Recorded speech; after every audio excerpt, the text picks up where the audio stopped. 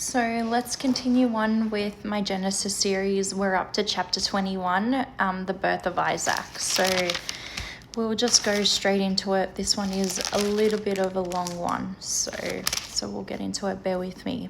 Okay. The Lord came to Sarah as he had said, and the Lord did for Sarah what he had promised. Sarah became pregnant and bore a son to Abraham in his old age.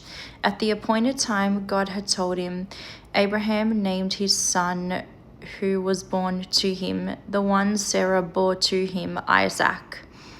When his son Isaac had 8 days old, Abraham circumcised him as God had commanded him. Abraham was 100 years old when his son Isaac was born to him. Sarah said, God has made me laugh, and everyone who hears will laugh with me. She also said, who would have told Abraham that Sarah would nurse children? Yet I have borne a son for him in his old age. The child grew and was weaned, and Abraham held a great feast on the day Isaac was weaned. But Sarah saw the son mocking, the one Hagar the Egyptian had borne to Abraham. So she said to Abraham, drive out this slave with her son, for the son of this slave will not be a co-heir with my son Isaac. This was very distressing to Abraham because of his son. But God said to Abraham, do not be distressed about the boy, about your slave. Whatever Sarah says to you, listen to her, because your offspring will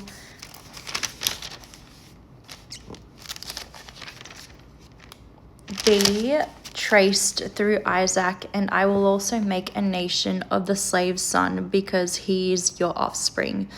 Early in the morning, Abraham got up, took bread and a water skin, put them on Hagar's shoulder, and sent her and the boy away.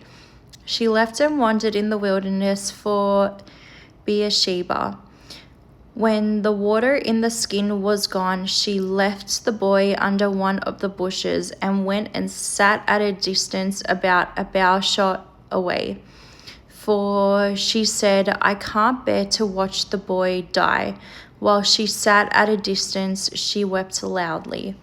God heard the boy crying, and the angel of God called to Hagar from heaven and said to her, what's wrong, Hagar? Don't be afraid, for God has heard the boy crying from the place where he is. Get up, help the boy, and grasp his hand, for I will make him a great nation. Then God opened her eyes, and she saw a well. So she went and filled up the water skin and gave the boy a drink. God was with the boy, and he grew. He settled in the wilderness and became an archer. He settled in the wilderness of Paran, and his mother got a wife for him from the land of Egypt. At the time, Abimelech, accompanied by Phicol, the commander of his army, said to Abraham, God is with you in everything you do. Swear to me by God here and now that you will not break an agreement with me or with my children and descendants. As I have been loyal to you, so you will be loyal to me and the country where you are a resident alien. And Abraham said, I swear it. But Abraham complained to Abimelech because of the well that Abimelech's servants had seized. Abimelech replied, I don't know who did this thing. You didn't report anything to me, so I hadn't heard about it until today.